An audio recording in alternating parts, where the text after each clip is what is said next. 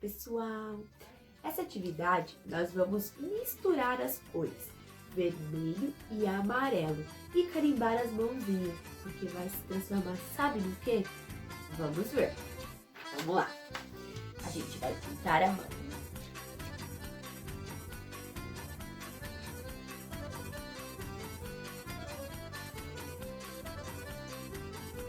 De vermelho. Como as cores vão ser misturadas, você pode usar apenas um pincel.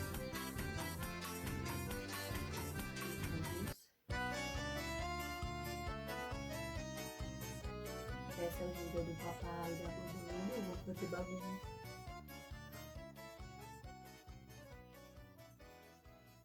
Olha só.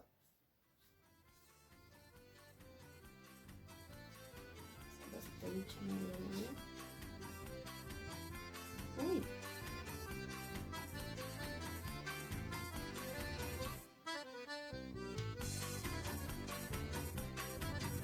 Vou misturar o corpo tá virando.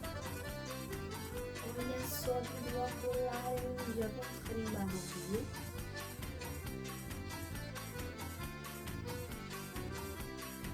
Espera um pouquinho e... a barriga muito grande. Olha só.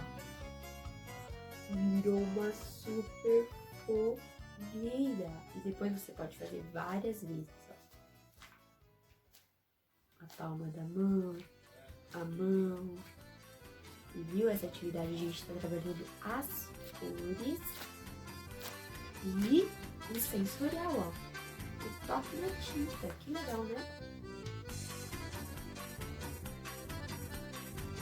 Espero que tenham gostado.